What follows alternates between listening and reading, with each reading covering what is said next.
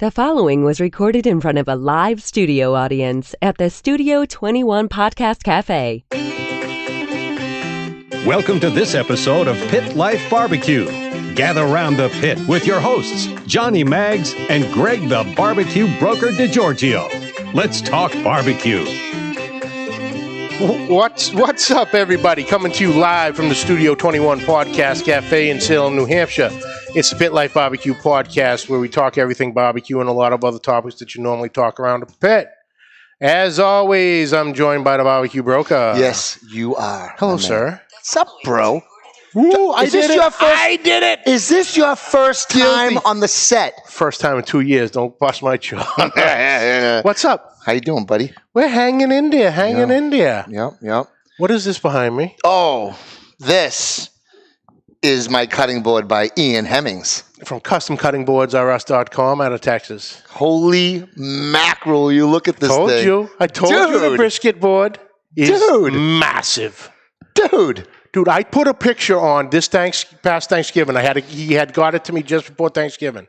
Yeah. I had put the turkey on it just for a size comparison. Uh-huh. Everyone asked me why I was cooking a chicken on Thanksgiving instead of a turkey. I go, dude, that's a 25-pound turkey. Oh, yeah. That's how big that board is. And it looked like a small 3-pound chuck roast on that thing. Yeah. It's huge. It's almost massive. 3 feet tall. Swear to God, dude, this is the only the last cutting board you'll ever need. This meat trench is one of the deepest meat trenches I've ever seen. And the way he carved in the Barbecue Broker catering for me, like, come on. Fantastic. That is a shop board. I didn't want to cut on it yet. I don't even know if I'm ever going to cut on it. I might just hang the damn thing on the freaking wall. Buy another one. just to have it. Oh, shit. Nice. So, cook anything this week? Anything good? All hell, obviously, all hell broke loose, so we couldn't get together. We could not get together. But life sometimes gets in the way.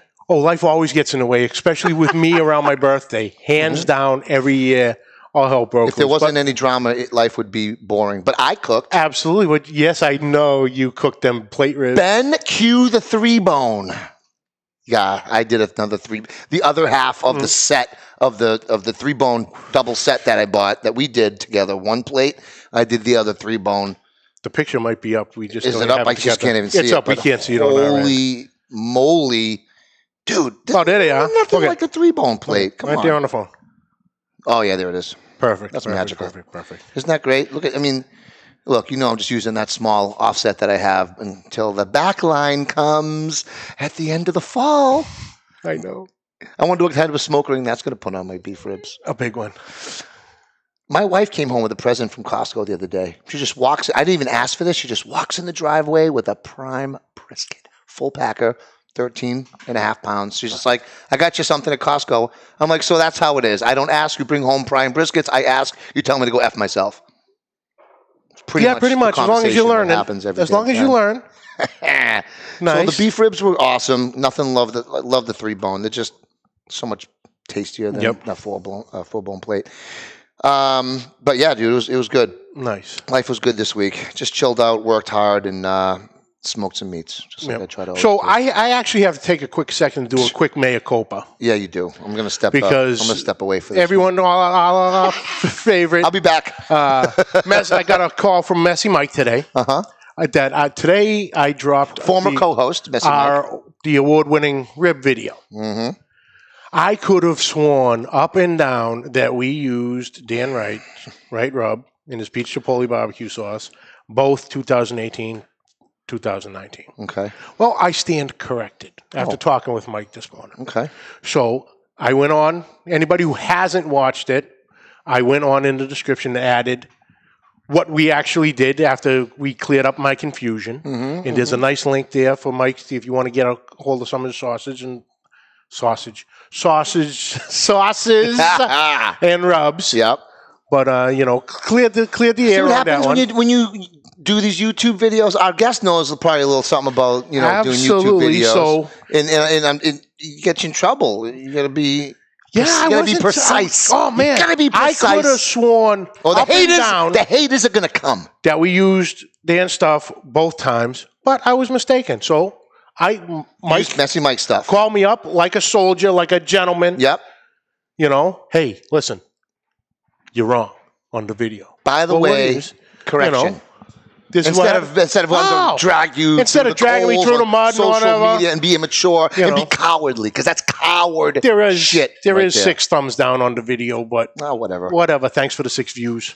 And if you think that's a terrible video, go look at my rump steak video. That one sucked. Anyway. But yeah, no, everything that second. Actually, the first year we dusted with Mike's rub, Mm-hmm. and then 19 was all Messy Mike's barbecue rub and his original sauce. Mm. You know, the spicy sauce. That's my personal favorite. That is too. But So anywho, we got a nice cigar today. yep. And, Perez Carrillo. Love these, by the way. Yes. One of my faves. EP Carrillo. Yep. It's Carrillo, not Carrillo. Whatever. Stop it, Carrillo. So, Pretend someone I'm not. You know how this goes. Whether we're barbecuing or not, we always keep the smoke rolling thanks to our friends at twoguyscigars.com. Mm-hmm. Today we are smoking the EP Carrillo Pledge. If you pick one of those up, be sure to check behind the wrapper to see if you won a major award. No one told me about that part. Thanks to our friends at twoguyscigars.com, we get to smoke some of the best cigars in the world. And so can you. Just visit twoguyscigars.com for your perfect barbecue companion. That's the number 2, guyscigars.com. But you were So good now with I gotta they look, pulled see a if I little won. curveball on you there, and they snuck a little something else in there that you weren't ready for. But I think you handled it pretty well. What does lifetime of cigars mean? Means we better be They getting a didn't say lifetime. what If you pick one of these cigars up and you reading that every time, you take the wrapper off, if you see the EP Carrillo signature on it, yeah, you won. And there's a couple of important steps you need to follow to make sure you claim your award. And it's kind of a cool giveaway that they're doing. Nice. good stuff. A little daring with the blue on the band. Mm.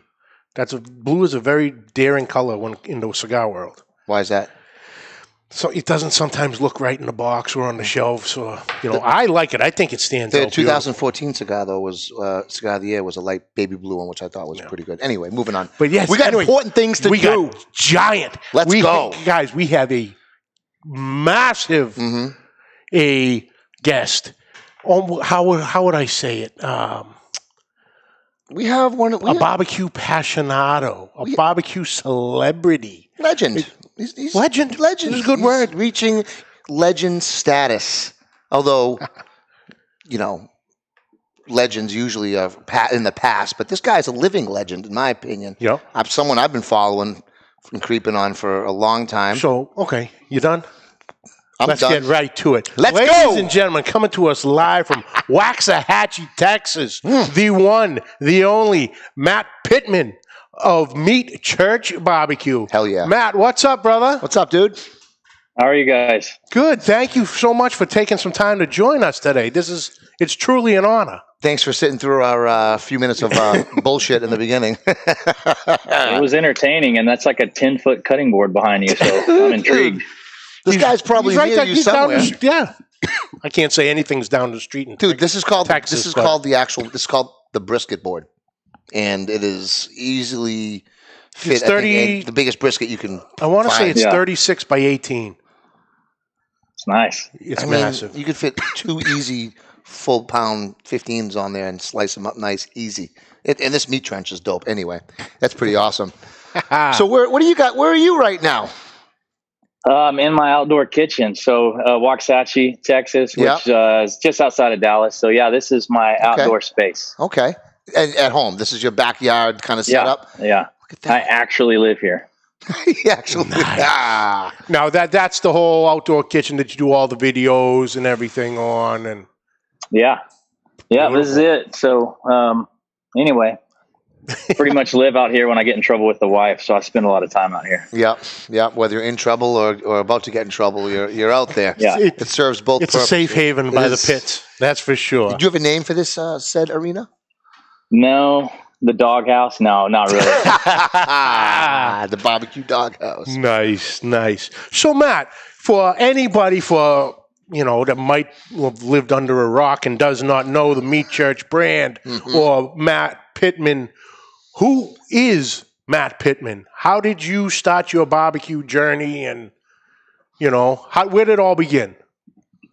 I think it's a cool story now. I guess took me a while to let it sink in that it's kind of a cool story. So the unique thing is I'm just like everybody else. I just cook in my backyard for my family and friends. And, you know, it started out, my brother and I competed under a team named Meat Church, which we thought was just a cool, unique name because barbecuing to us is about bringing people together and, you know, hanging out. So making good memories and whatnot. So we were competing under the name, and we tried out or sent in a video to be on the TV show Barbecue Pit Masters, which we were selected to be on in 2014. And very long story short, we figured out that if you make your own stuff, they'll actually air that on the show versus if you buy someone else's products, they'll put tape over it. So, you know, we only had 3 weeks to get ready for the show. And I was like, you know what, like we should do that. So we bottled our rub and took it on the show, and it aired 4 months later, and we finished a solid third out of 3 teams. But they showed our stuff, and hence was the kind of accidental birth of Meat Church. But now when I look back, I mean, it's been 6 years, and the company's been around 6 years. And when I look back, I realized really I could summarize what I do mainly through social media and videos. I'm just sharing my passion for making barbecue for my family and friends with you. So in the beginning, you know, we had launched Instagram and Facebook all in January of 2014. And like I said, now when I look back, I realized what I was doing was saying, hey, here's this brisket and here's how I did it. And I didn't have any end game. I wasn't trying to, at the time, I wasn't trying to make a business. I was just sharing with you how I did it. And it resonated with people apparently. And I mean, you know, fast forward to now, it's a crazy lifestyle brand. I left my corporate career of 20 years, which was in leadership of IT, you know, really good job, well, it wasn't tough for me to leave, but it was tough for my wife to let me to leave with 4 kids. But, you know, I didn't just walk away from some 8 to 5 job. Like I'd worked pretty hard to get to where I was. And, but, you know, I tell people now we sell 2 things. We sell these physical barbecue products, and I guess we sell technically whatever it is that Matt Pittman does, whether I'm teaching or partnering with somebody or making videos or whatever. But it's real simple. Every day I walk outside and I cook something and I share with you how I did it. I'm completely non-judgmental of how you do what you do. I don't care what you cook on. I don't care what temperature you cook at. I don't care if you use my rub. It's like you do. I don't get to say what tastes good. So you do you. So my whole approach has been, I don't want to be anybody else. I don't want to do what this guy does. I'm not trying to be the reigning, 400-time grand champion. I'm not trying to have the most successful restaurant. I'm simply trying to share my passion for barbecue with people. And it seems to have worked. And, by not caring what you cook on, I don't care if you cook on a stick burner, a Kamado style grill, a pellet grill. I'm just teaching time and temperature, and you get to pick how you cook on a Tuesday, based on your circumstance or your budget or whatever, how you cook it, low and slow, hot and fast, what you season it with, you decide. I'm just trying to inspire people to get outside and cook. And like I said, it seems to resonate with people, so we're going to keep doing it. Awesome. Yeah, that is a great story. Because that was the, wasn't that like the Texas Throwdown episode? Yeah, it was I think it was Texas Smoke Wars. Yeah, you, Junior, and J.D. right. Davidsmeyer. Yes. I mean, I've seen every single one multiple times, which I remember you being on, and so that's really cool. That's where That's how you got the jump. Because, from a lot of guys, especially now, who, weren't brought up into barbecue, and especially guys like us from, the Northeast, New Hampshire, Massachusetts, where barbecue is almost, pretty much non-existent, except from it's known as grilling. Grilling here. Hot and fast, what people do in this area. We all got motivated with and inspired by watching you on Barbecue Pit Masters going, something, I can probably do that. And then let's get started. And next thing you know, the passion it hooks you. Well, he makes it look easy in his videos, too. Yes, it's not. I mean, you do make it look pretty damn. And he's like, just take this brisket. Well, that's actually a big focal point of mine. I kind of tell people I'm trying to show you a simplistic or straightforward way to make amazing barbecue. If you come to one of my schools, I tell folks, I'm not trying to out-chef you. I'm not going to sit up here and wow you with a magic show, because I don't care about that. What I care about is if I teach you 4 meats in a barbecue school, I want to run into you in 6 weeks and you say, hey, man, I made all 4 of those, or I made those ribs and my buddy said they were the best they ever had. That's all I'm trying to do. And then I'm winning. That's it. Yeah. And just have fun doing it. So, I followed a guy at a cooking demo that did chicken in front of me, and it blew me away. And he's a well-respected chef that I love his restaurants. and that was great. There's like 100 people in the crowd. And at the end of it, it dawned on me. I'm like, you know what? There's probably only like 1 or 2 people that will go replicate that because it's too, it's like a 3-page recipe. I'm not interested. So we're trying to make it easy. There's no shortage of beginners. Meat's expensive. It's an expensive hobby. So I just want people to have success with what they're doing and their family to be like, dang, this is awesome. Yeah. Awesome. That's awesome. Well, then you can buy more meat, church, and your wife won't be pissed at you. So basically you have this like pro shop out there. You have, you sell, obviously products, but also like vessels too. Yeah. So meatchurch.com is what we've been about since day one. But when I left my corporate job, I was thinking about my dad who had a hardware store at one point. And I said, you know what? We live in kind of I say it's a small town. It's not that much of a small town anymore, but it has a really historic downtown. Like our courthouse is the number 1 most photographed courthouse in the state. It's really pretty. So it's got a cool downtown vibe. And so we found a building that was built in 1890. And I said, this would be cool to create like a barbecue supply shop in. And we already had our online presence and our wholesale business, which is, again, how we make most of our money. But I thought, well, this would be cool, fun little project to open. And I didn't expect it to be a destination thing. But this past Friday, we had Rosewood Blocks come in to sell their Meat Church cutting boards all the way from Arkansas. And I decided, people ask me, are you in the shop all the time? And I'm in and out. And I said, well, I'll come in that day. And if you bring me a brisket or buy one for me, I'll trim it for you for free. I'll teach you how to trim it and I'll trim it.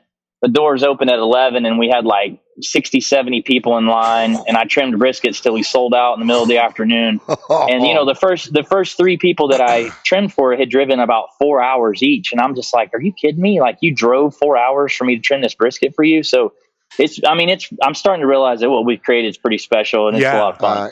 And like, but that's gotta be an incredible feeling though.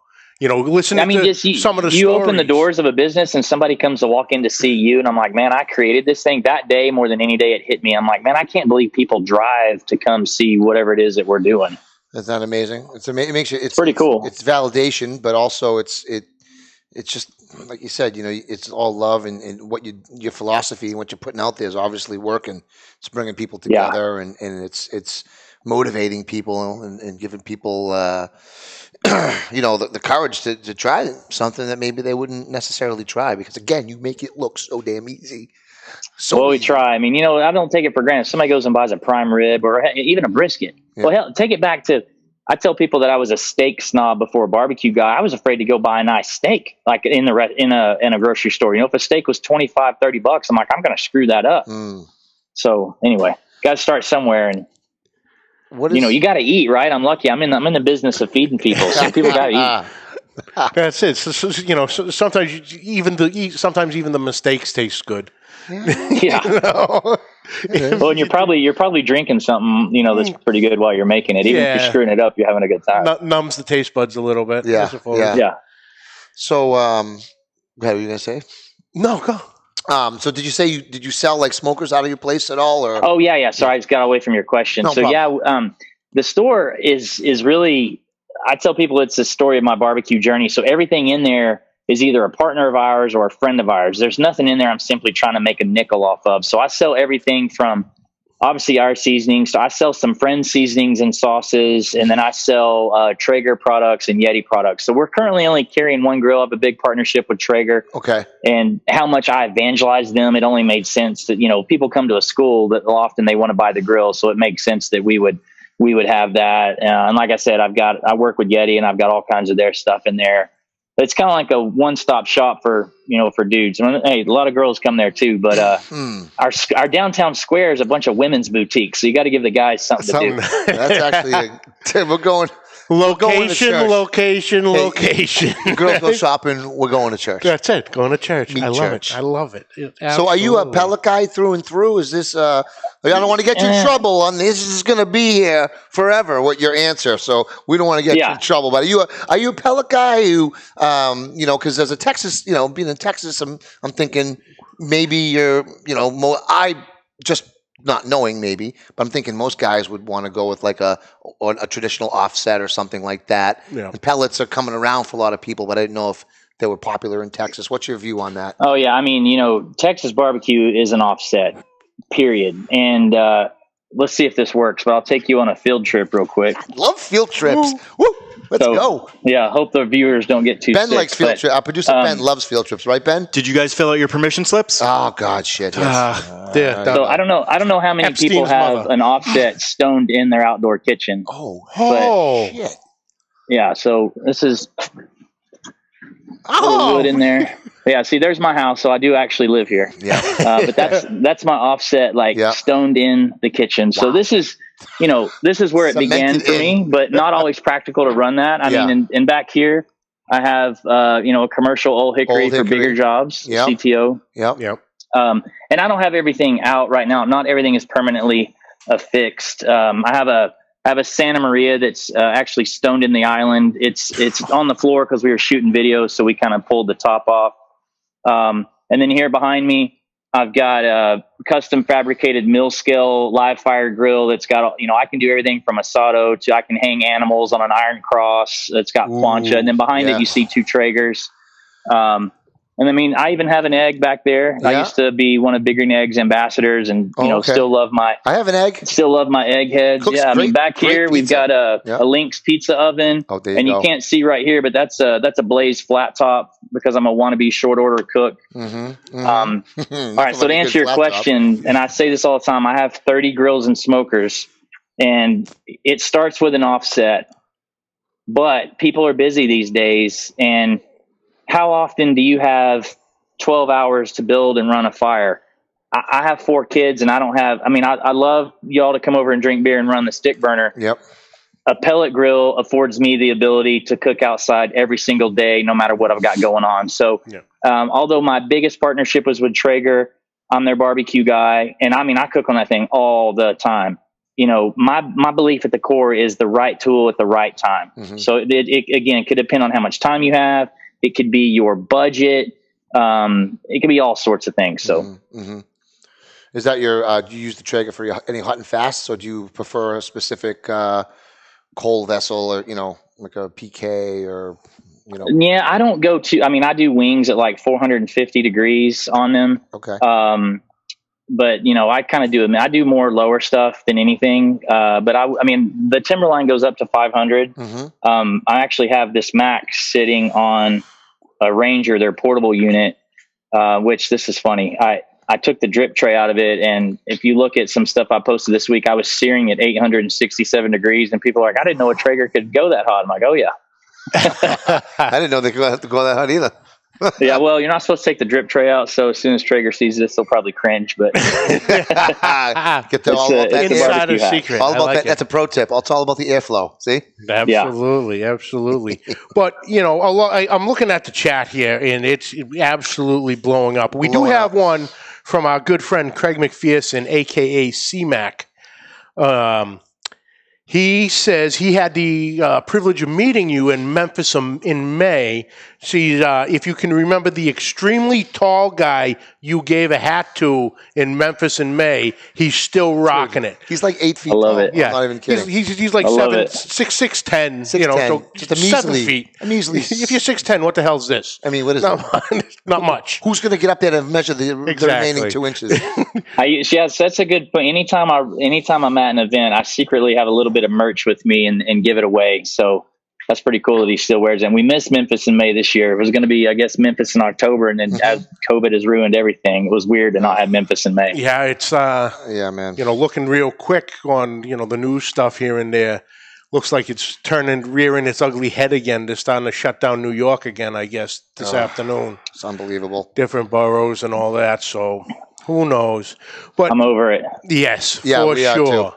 But Obviously, he was sitting right yes, here next to each other. we're social distancing. This is what we call for Well, that's why chihuahuas. we're not doing our barbecue schools right now. Like what I didn't show you was the sitting, and this is actually where I teach my schools, and we max it out at 40 people. We're trying to keep it a cool, intimate event, and our stage 75 up to 75% capacity now, but I couldn't really distance you. And I'm sure people would say, "Oh, it's okay. I'd still rather come," but I don't know. It's just you don't want the bad publicity and flack from I don't want to do anything stupid. But Right. I'm getting blown up by people. When are you going to start your schools again? And I'm itching to do it, but we're just having to wait. Yeah. Well, we'll jump to that. That was a great segue.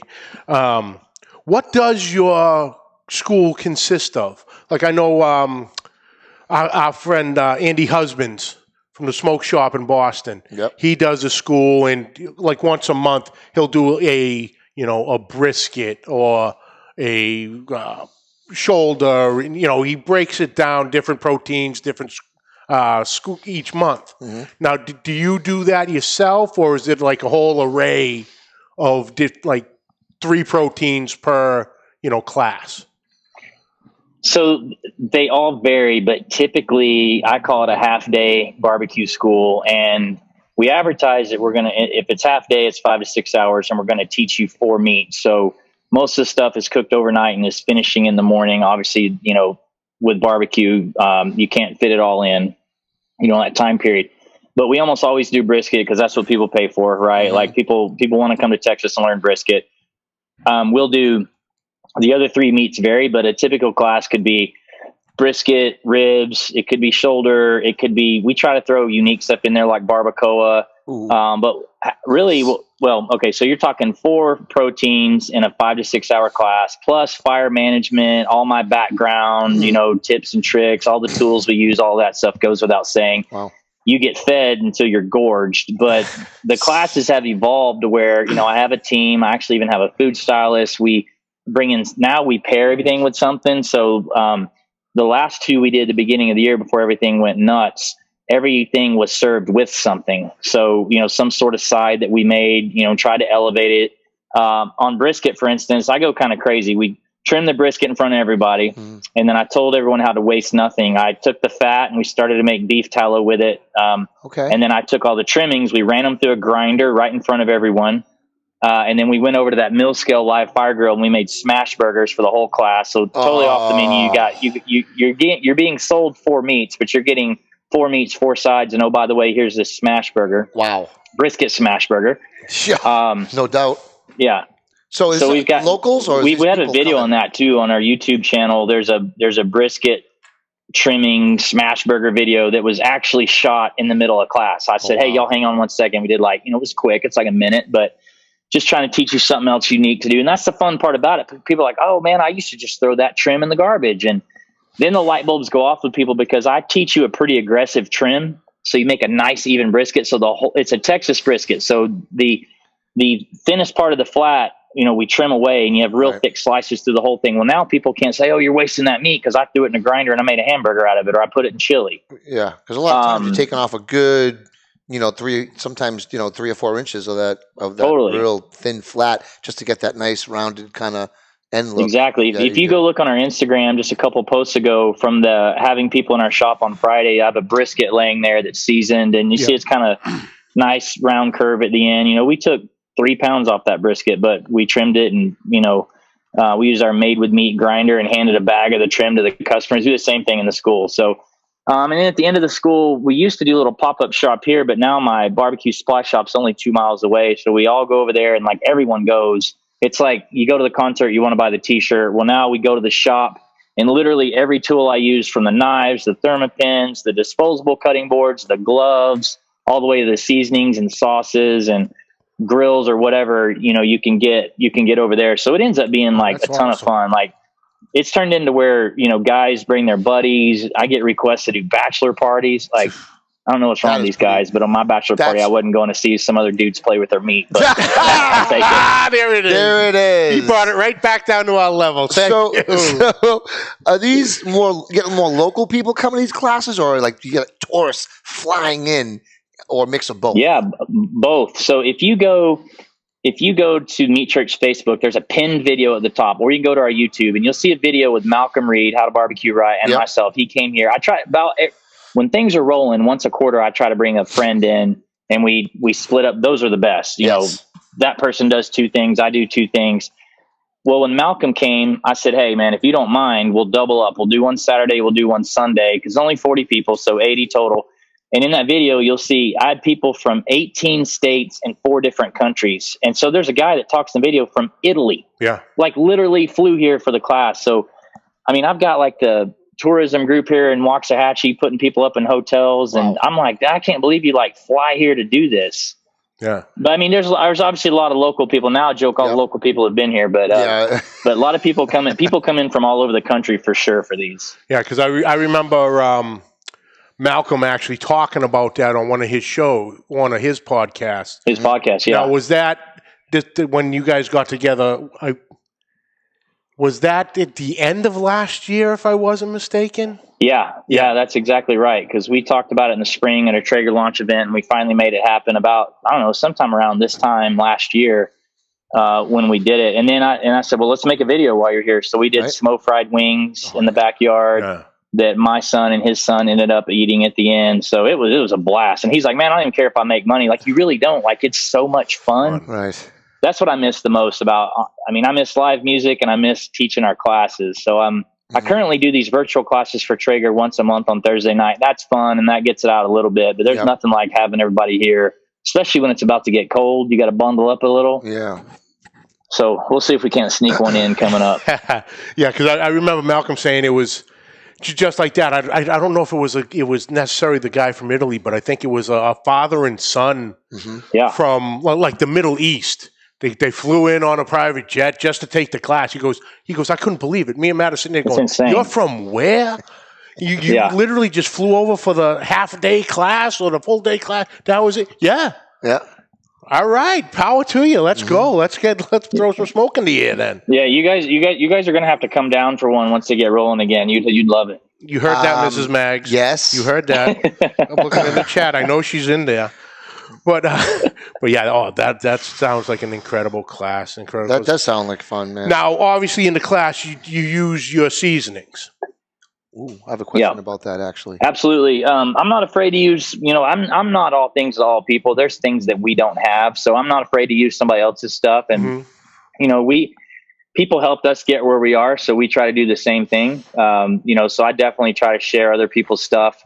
I pretty much only use one person's sauce now. I use Meat Mitch out of Kansas City. Mitch Benjamin, really good friend of mine. Okay. And so I rep his sauce, but that was a natural thing. I just used it so much. But on the seasoning side, I think for barbecue, I have everything I need normally, but I still appreciate other stuff.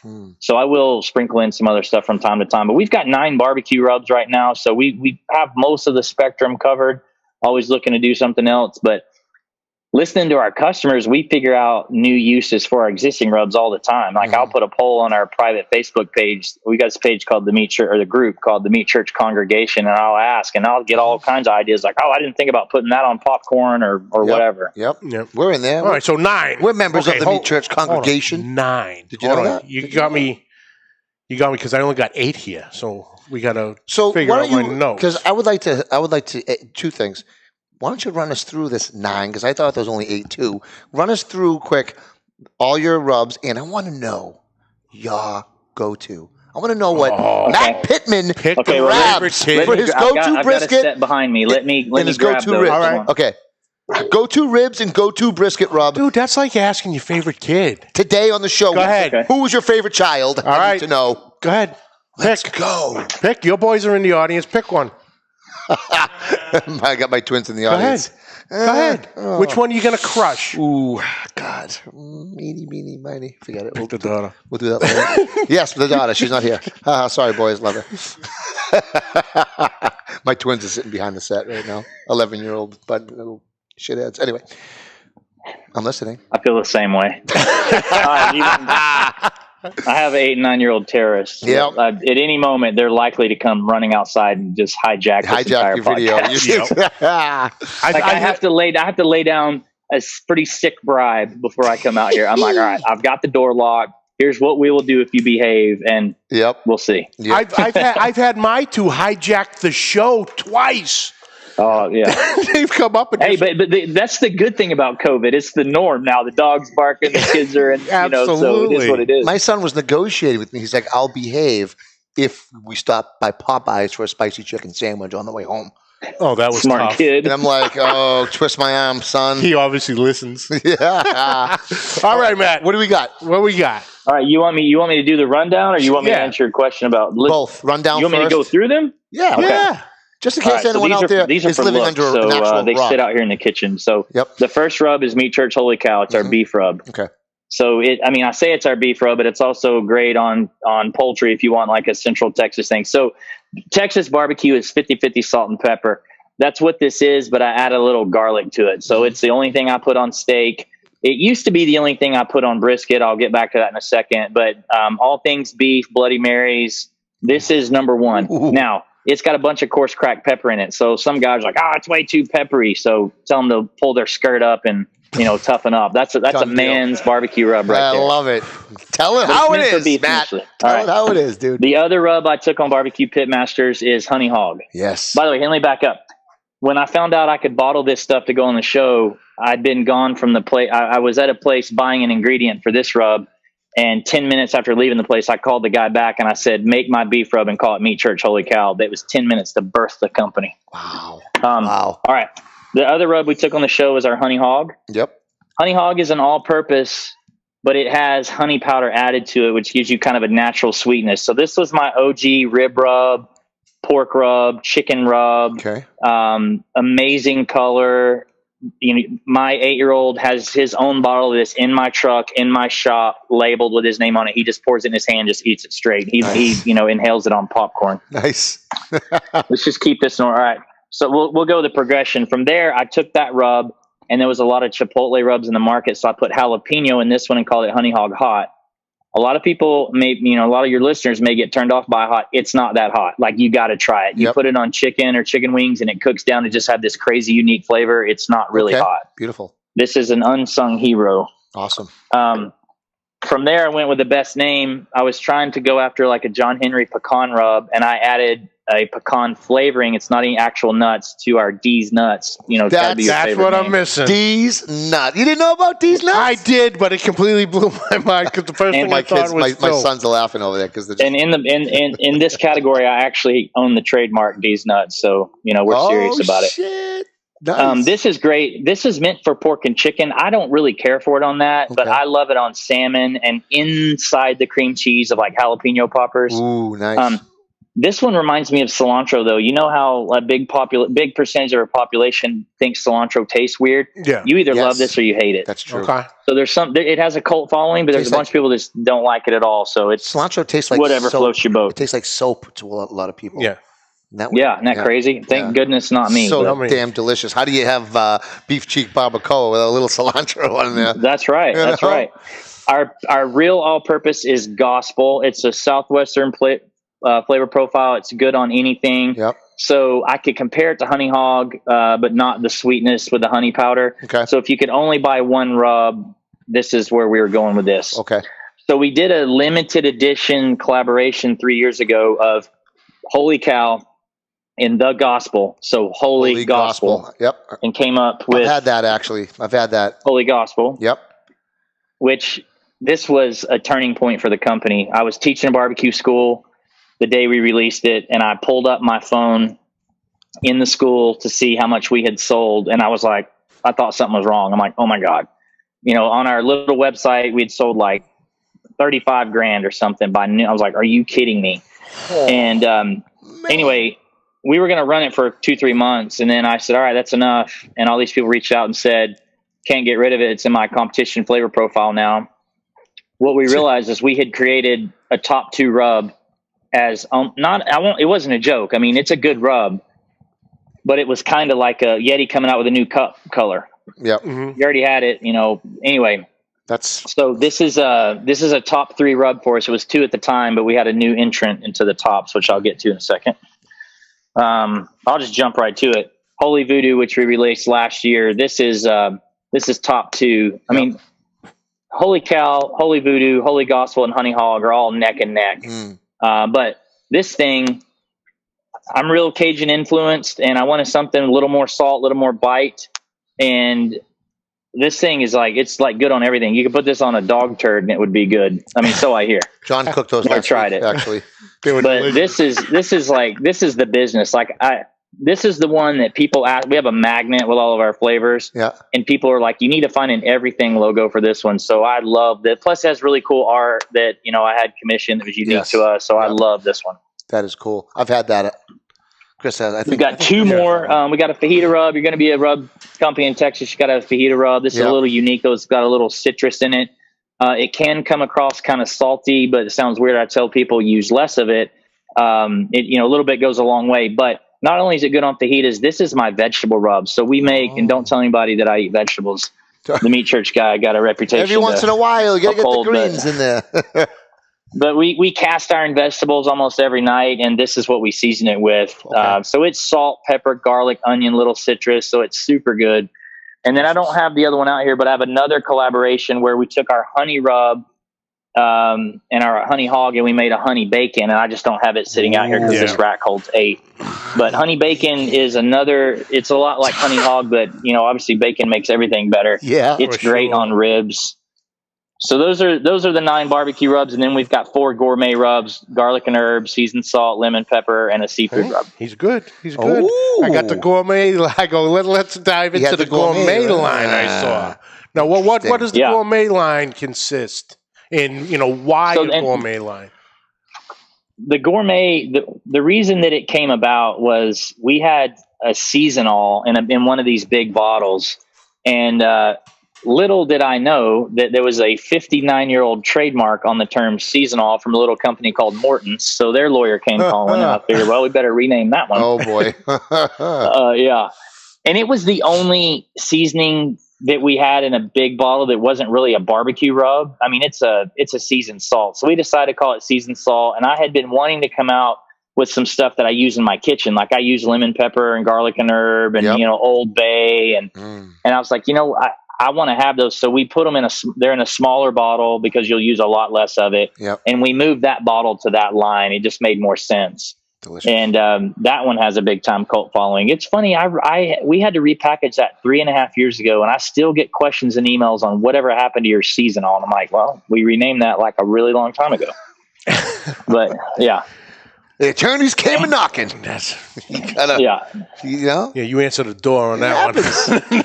You want to be big time, you're going to have attorneys knocking every once in a while. It's how things are. It's the cost of doing business. Absolutely. It's, by the way, like if you ever go to sell a koozie and you call it a koozie on your website, you're going to get a letter from the company Bic, like Bic Pens. They're going to reach out to you and say, you can't call that a koozie. And while you're at changing the term koozie on your website, don't call it one of these other 99 terms. It sounds like koozie. Oh, jeez. Yep. The rules. I've always liked to bend the rules. Fabric can cooler. That's what. They're can coolers on our website. Copy that. Fabric can cooler. Fabric can cooler. Pretty awful. Copyright that. Jump in the game. Oh, that's awesome. What else you got? Nothing really. I think I could go on, but I want to make sure Matt plugs, all his plugs he wants to plug when we have the time. So, Matt, like I said earlier, thank you so much for taking some time out. Where can everybody find you on social media? Again, these are for the people that live under the rock. Yes. I don't know. Right? Yeah, I mean, I think we're known for our Instagram, which is @MeatChurch. That's me and what I do. We created one for our shop, Meat Church BBQ Supply, but just go to @MeatChurch. You'll find everything. I put everything there. We're, Facebook and Twitter, same handles @MeatChurch. Our website, meatchurch.com. That's where I put all of our recipes. I do video recipes on YouTube, which those are firing. We took off for the summer. We just did, right? Spent a lot of time with the family. So our videos start back next week. Okay. What else I got to tell you? Anything you got going on that you want people to know about? Oh, hold on. In the works? I do. What? But I wasn't talking to you. Well, yeah, but I got a really important one. Now, mind you, nobody's watching, nobody's listening. Okay, Ben cut us. It's just the three of us, and young Ben over here. What? No, Ben, don't you dare! Not ready for that. You're almost going to make me swear in church. What do you got going on with Richard Rollins? Ooh, gas monkey. I saw that post about 3 hours ago. Pay attention to Instagram. What are you guys making a smoke around of an automobile or something? He said, "Stay tuned." I believe me, I'm tuned in on this one. Any hints? Yeah, I'm excited. So let me tell you a funny story. So I cooked for Richard a couple years ago. The guy, my friend Kirk, that shoots our videos and edits them, actually was on the crew at Gas Monkey. He does their audio, and so we hooked up with him a couple years ago. But I hadn't seen him in a long time. He's been off the grid, dealing with getting out from under his current deal with Discovery and whatnot. And anyway, a couple weeks ago, one of my employees calls. He goes, "Hey, should I give this Robert Rawlings guy a discount? And I said, Richard Rawlings? And he said, yeah. I said, Gas Monkey? He goes, yeah. I said, he's in the shop? And he said, yeah, he said he sent you a message. I don't have any message, so I... He asked you for a discount? So he sent me a message on some obscure Instagram account that, I don't know, maybe it was like his burner account or something. He went all Karen on the employee's ass. I'd like to speak to the manager. Yeah. So anyway, I go down there with my 8-year-old, and it was actually pretty cool because he's there with his wife in a Ferrari, and my son is at the age that he's enamored with cars, so he got to go outside and start his Ferrari and go to school and tell everybody that he, drove a Ferrari last weekend. But anyway, so Richard and I are talking about doing a few things. He's got some show concepts lined up, and I'll just leave. I can't go into it, but we're going to work on a project together, a tangible thing. Awesome. Which is going to be super cool. So lucky for me, timing is good for him, and timing is good for me. I literally don't have an event the rest of the year. We are like in decompress mode. Yep. Plus, it's our busiest time online. Like fourth quarter makes our year, so I'm just trying to be focused on that. Got it. So the time is right for he and I to do something. So we are actually going to build something that's going to be sick. It's going to be like a smoker made out of an actual rocket. You could fly to NASA and back or some shit. We're going to have to see. I can't wait to see. There's going to be some Miller Lite consumed. For sure. Nothing wrong with that. Do you need another beer assistant? Hey, the day I got my beer deal was the greatest day of my life. Nice. So it's like you grow up dreaming of being a rock star, and you sign a contract with Miller Lite. I called my mom, like, Mom, you won't believe this. And she's like, what? You're going to be proud, awesome. Ma. Well, Matt, thank you so much. You got a wonderful product. You got a huge following. It was an absolute honor for you to take some time to join us. A couple Northeast Yankees to talk some barbecue with you. We're just trying. Hey, well, I'm serious. You guys have an open invite. When we fire this thing back up, shoot me a note. You're welcome to just come. You can stay here with us. We always show you a good time. Come down for the weekend. We got a little VIP area off to the right of class. You never know who you're going to run into. We've had major league players, NFL players. The coolest thing about COVID, by the way, is all the people staying home cooking. I mean, I've become really good friends with the current entertainer of the year in country music. I just went to his house. Thomas Rhett cooked for him. He wants to come. There's this list of people that want to come to class. Like, I'm thinking maybe we need to do like a VIP off the radar class, but you guys need to come and hang out. You'll have a blast. Absolutely. Awesome. Thank you, Matt. Matt, hold on. While we do the outro, just sit tight and we'll be back in just a minute. All right. Okay. Cool. Sounds good. Awesome. Ben. What an interview. What an interview. What a good dude. Awesome dude. Down to earth guy. Yeah. And I love the fact of it all started with Barbecue Pitmasters. There's hope for us yet. To hustle and get a product going in 3 weeks' time. 10 minutes. With labels and everything is not an easy thing.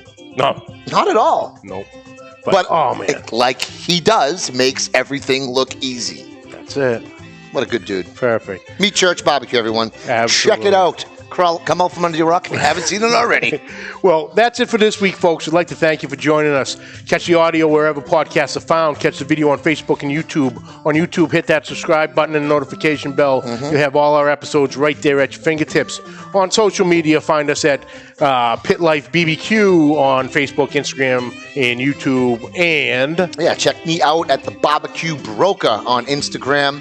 Also, we are awesome group. How about that? We're like twins today. Yeah, we almost colors are a little different, but check out our group on Facebook, New England Pitmasters, also on Instagram. Awesome. Questions and comments, please send them to pitlifebbqpodcast@gmail.com. And like always, please subscribe, like, rate, and review. Hit that share button. Guys are awesome. We love yous. Great. The community group has been getting larger. It is. A couple every day, Oh, one quick announcement is for most of the local guys, October 24th, save the date, New England Pitmaster and Long Blue Cat Brewery collaboration cookout, Saturday the 24th. Of October. So a couple weeks. For all you local guys out there, save the date. Kevin, myself, Chris, and Len Will from the page, and the rest of our moderators and admins, including yourself, are putting this awesome event together, and all proceeds will go to charity. So awesome. All right. And on that note, until next week. What? One last thing. What do you got? Rest in peace, Eddie Van Halen. Rest in peace, Passed away this afternoon at young age of 65. Long live absolute legend. Long live Eruption. That's right. And on But that until note, next weekend, keep the smoke rolling.